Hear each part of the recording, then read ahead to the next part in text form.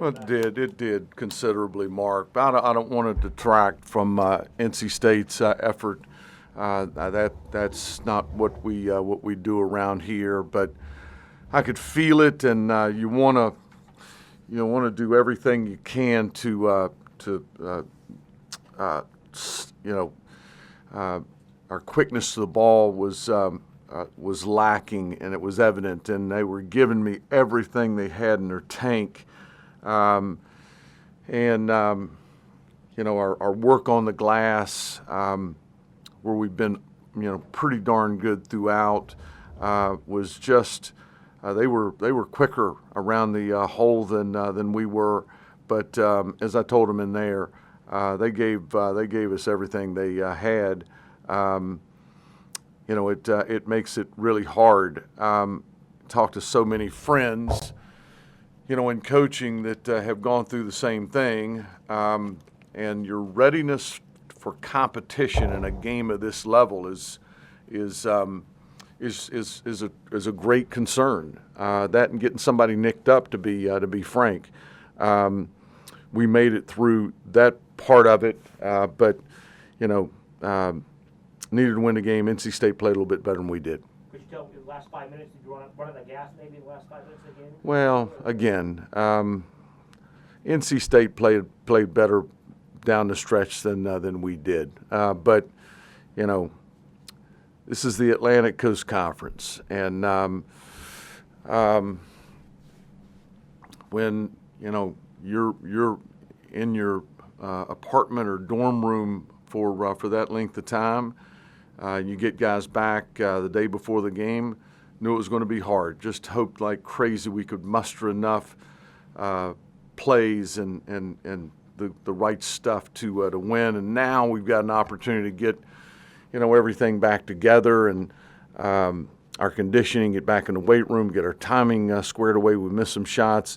We don't miss. We did tonight, and that's a frustrating part. But we did get through it without getting anybody nicked up, and that's a concern. Being on the shelf for that long, and without the physicality and without just the day-to-day sharpness that you've got to have to compete in this league or any league for that matter. Mike, 0-3 in the ACC. Yeah. What needs to get better? Well, we need to get back to practice, David. How's that? Coach, you alluded to it a little bit, but now you got another, a week here, I guess. Yeah. Before you play again. How do you approach it? I know as a coach you probably want to play. We're going to talk about it, Travis, and we'll talk about it tomorrow morning. We'll visit with David Jackson, our strength coach, and kind of look at everything here. We had 5 in practice there for a bit, and maybe give those guys a day off. I do know that we'll have 4 opportunities to get in the weight room. We'll do some conditioning here over the next couple of days. We'll take Sunday, Monday, Tuesday, and prepare for UVA. We've talked about it a little bit, but we'll fasten those plans down here in the next couple of days. The defensive effort they put on Keve early, it seemed like they were maybe on that offensive side, getting them off his spot there. It made them a little uncomfortable. Yeah. Their quickness that you were talking about. No. That wasn't that ball handling and decision making wasn't what it typically is, and they did a pretty good job. But we had some things on, and we did do a nice job of putting it back there on a number of occasions. Had some extra passes. We got some down. We missed some again that we typically make. We'll take a look at it. We got specific spots that we get to when the ball goes into Aluma or Mutts down there, and kind of play out of that. They guarded a little bit differently than I'd expected them to. I thought we got it in there to them enough, a lot, maybe not enough, but I want to look at that. 14 offensive rebounds for them. What made them so difficult? Well, they do a pretty good job with that. I just, again, just a little quicker to the ball. I don't want to use any excuse pertaining to being off. They got good players now. Seaborn's a good player. And is a really good dynamic offensive rebounder. Helms is good around there. 21 Ebenezer does a good job around the rim.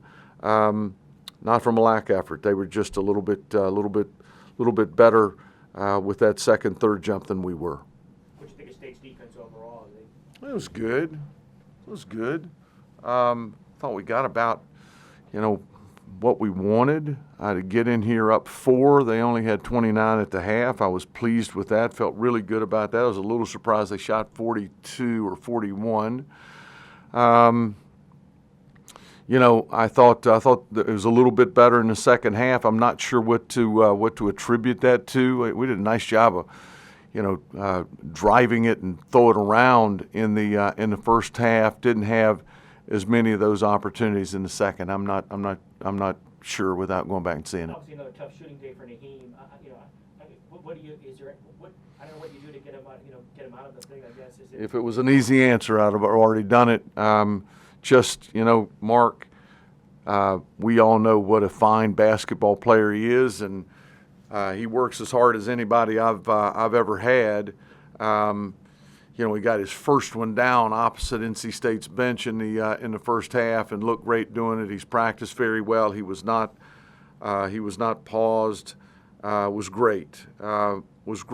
But again, we're going to hang in there with that kid. He's got to play well for us. He knows that. We all know that, and I know that he'll pop out of it here very, very quickly. How many guys you just get back yesterday? Several. Hank on Zoom. Hey, Mike. In a year when the ACC does not appear to be as strong as it has been, how important is it for you guys to kind of get your stuff together and take advantage of that? I'm not sure that I agree with your first part of that. That's your opinion, Hank, and that's okay. I disagree. Hank, since me belly aching about circumstances, I thought we played a good ball game. I thought we were really tough against a very, very good Duke team. We're going to go have a little eggnog and enjoy family for 2 days, whopping 2 days, and get them back in here Christmas Day in preparation to practice, and then, all heck breaks loose, and that's the hand we're dealt. This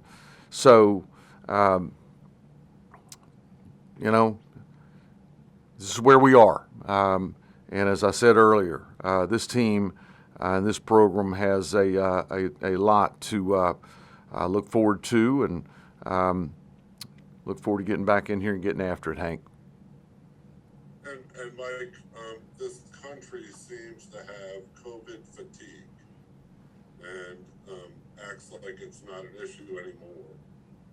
How much of an issue is it in the college basketball realm? And what are your, suggestions for dealing with that? Hank, I would only speak about my team. It's not going away. You look across the country at all the basketball programs that are paused. I hope to goodness that that we're through the brunt of it. I hope. We got nicked up, in a big way with it. Those of us that have not, had COVID here in the last couple of weeks and went through the isolation, we're all vaccinated, we're all boosted, we're set. Okay, we're set now. Don't wish ill on anyone, any other program, but you just pray to goodness that you can play and not have to continue to worry about the thing. But it's where we are, and I hope that the middle portion of, from this point forward, that we've got a little more, that we have the opportunity to play without interruption, and other teams in our league have the opportunity to play without interruption. That's what, our fans want. That's what we want as coaches, what players want as, as young people. So we're hopeful. Aaron on Zoom. Hey, Mike, you had a 17-0 run in this game. That's hard to do against a high school team. Is that something you can point to your players? Yeah, I think so, Aaron. I think so, and I think they know that. I think they're just befuddled and disappointed that, that we squandered some things. We never could get, real, daylight between us and them, in terms of both ends of the floor. We're close on a couple of occasions, but I didn't realize it was that. I knew it was 10, and it was just a typical college basketball game of runs. They scored the first 7. We came back and scored the next 8. I think we were down 10, 29, or 21-11, something like that. Right back we come. Aaron, you've heard me say it before. I'll say it again. I've got a good basketball team in a bit of a dark place right now, but better days ahead. We're going to be fine. We're going to be just fine. Thanks, Aaron. Last question for Chris on Zoom. Hey, Coach. It seemed like the rotation was pretty loose in the beginning. You subbed guys. It looked like quicker than normal, and then at the end of the game, it got pretty tight. And as you talked about, Naheem struggling, some guys that weren't really making shots. Is there a reason you kept it tight at the end with those guys, or just other guys not having enough experience, or what was Chris, the only way I can respond to that, the only answer I've got for you is when you're sitting your tail over there on that sideline, the only thing that matters, the only thing you're trying to do is win a basketball game. And nobody wants to win more than I do. Nobody enjoys winning more than I do. And, you're going to play those that you feel give you the best opportunity to do that. I've seen Naheem Aline, get us out of tight spots and do that. And I think that's the confidence level that he has earned and deserves. I think it's pretty obvious why we substituted more liberally early in the game. I'm trying to preserve some guys that, eating honey buns and sitting on their couch playing Nintendo for whatever they play for the last week and a half. I hope I answered your question, Chris. Is there? We've asked this a lot. You typically have the answer of we'll figure the rotation out as we go. Is that still how it is with COVID, or does COVID kind of force you? Yeah, you know what?